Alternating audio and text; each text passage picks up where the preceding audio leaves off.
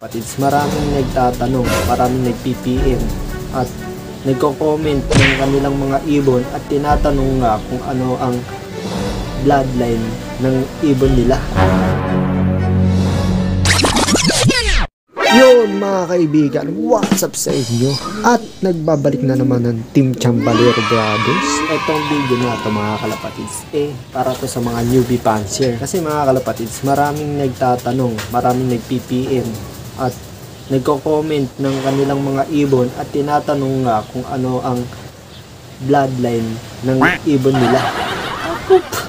So, kung gusto mong malaman mga kalapatids kung paano malaman ang bloodline ng kalapati mo na hindi mo alam ang bloodline, tara, panoorin mo to.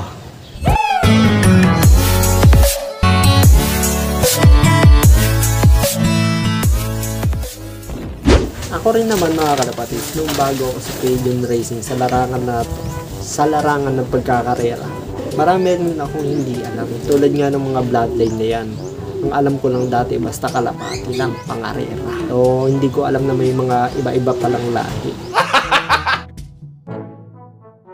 Paano malalaman ang bloodline ng kalapati mo? Unang-una, huwag mong itanong sa akin at hindi ko rin alam. Unang-una mga kalapatids, hindi mo malalaman yung bloodline mo sa mata ng ibon, sa katawan, sa pakpak, sa paa, sa tuka. Hindi mo makikita doon kung ano bloodline ng ibon. Kasi kung makikita natin sa mata, sa tuka, sa ilong, sa buntot, aba, magaling ka. De joke. At pangalawa mga kalapatids, mga kaibigan, hindi mo pwedeng tanungin sa tropa mo, sa kaibigan mo, or sa kakilala mo ang bloodline ng ibon mo. Paano nilang malalaman mo? Hindi nila kayang hulaan mo kung saan mo kinuha.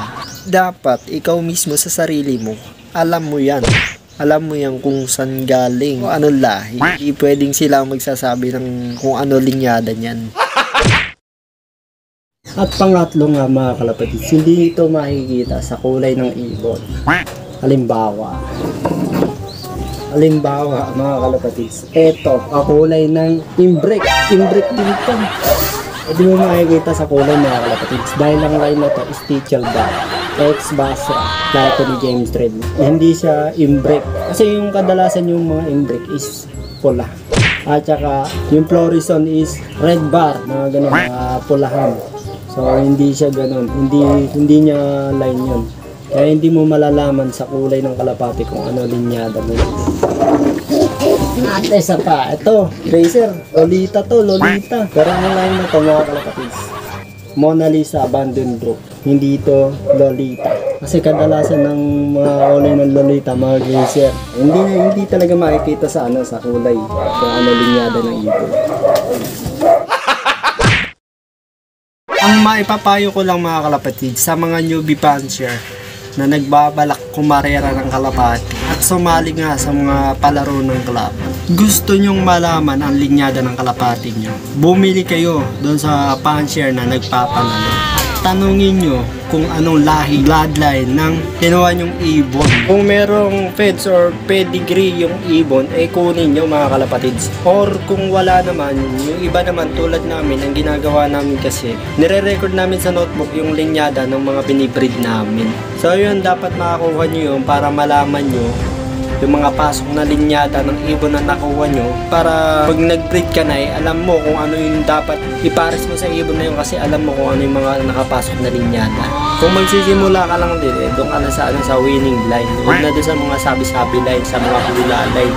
Doon ka na bumili sa mga lagi na ng lalong fancier, kasi mga winning line mahal na, 5K pataas. Pwede mo namang kunin yung mga tita or apo, basta may pasok na linyada ng winning line, pwede yun. Ayun mga kalapatids, doon mo lang malalaman yung bloodline ng ibon na binili mo doon sa pinagbilan mo. Hindi mo pwedeng makita ito sa mata, sa tuka, sa kulay. Hindi mo pwedeng makita ron. Tanungin mo doon sa may pinagbilan mo. Para sa akin, mahalaga ang pedigree mga kalapatids, dahil hindi ako naniniwala pag sinabi ng tao na pinagbilan mo ang line na to Lolita. Lolita lang talaga lahat. Kasi hindi pa pwede yun. Depende na lang kung inbreed yun or mga line breed. Kaya dapat makita mo yung history ng mga ibon.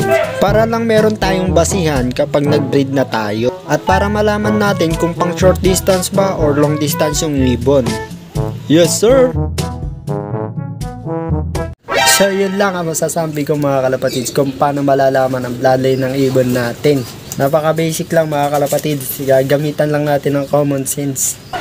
Sa susunod, tatalakayin natin mga kalapatids kung paano kumilatis ng ibon, kung paano kumilatis ng magagandang linyada ng ibon, kung paano malalaman kung ito ba ay maganda or quality ibon bago nyo bilhin. Kasi makikita mo yan, makikita mo rin yan sa mata, sa lalamunan, sa pakpak, sa buntot. Doon nyo makikita kung quality ba yung ibon na bibili nyo or hindi. Ito nga pala si Nadine. Tatay niya si James Red. Kaya Nadine ang pangalan niya. Babae siya. Lalaro natin sa North Summer Race. At ayong isa na yon, ayan o, yung white top na yan. Yan ilalaro din natin sa Norte, CLRPC. Pasok boy. Eto, binaybak lang natin to Nabili nga to, kaso bumalik dito. Yan, kaya binaybak natin. Ngayon, ililipad ulit natin siya. Alright. Ayos. Ha! Nakapwede rin yan kaya may sipakpak niya. Gagarituhin ka dyan. Gagarituhin ka dyan. Mali, wrong hole. Patay ka dyan. Ayun, nice. Ayos. Pan-CLRPC natin yan, dalawa. Ayun yung isa. Samantala, ito naman yung ating pang nerpa, young bird. Ayun, wag na natin puntahan at mailap. At ayun yung isa, mag-asawa nga sila. Young bird sila ng nerpa. Yes sir. Tayo nga hilig nga natin kumarera. Hilig nga natin talaga yung mga subukan yung mga linyada natin dito. Hindi nga tayo tulad ng iba basta content lang. Kami gugulong pero hindi susuko. Marami nga kasi nag-PPM sa atin na tumihingi ng ibon. Yung mga binibreed naman namin dito para doon lang sa mga pangkarera. Kasi hindi kami nagbibreed dito ng mga sobra-sobra. Pero eto mga kalapatids, meron para sa inyo at nagpasobra na kami. Ito, pa raffle bird natin to. Pa JB namin sa mga tunay na supporter. Ayan, yung blue bar na may suksok. Yan ang ipamibigay natin. At siguro quality na rin tong breeder na to. Kasi full siblings ni Bruno to. Ang aming Kalbayog Clacker 5 points, South Race, Tawid Dagat. 603 kilometers ang nilipad. Tapos ito namang kak na to inbreed ng galing kay Sir Hermie Bautista, Iloilo line. Grabe, gaano kalayo Iloilo line na yun. Solo clacker si Sir. Bali bloodline niya to, inbreed. So parehas long distance yung pinagparis namin, parehas makunat. At ito nga yung inanak. So panlipad ko nga sana to, pero sa susunod na ako kukuha. Inuna ko muna yung para sa inyo. Ayan may suksok. Yung isa naman na yun, nasa dulo na yun, yung glacier na yan is pasuksok sa atin ng kaibigan. So kanya na muna yan, from Aurora, Nueva Ecija. So good luck brother, sana magtamasa. So abang-abang kayo dito, baka pag tumuka na to, bulahin na natin.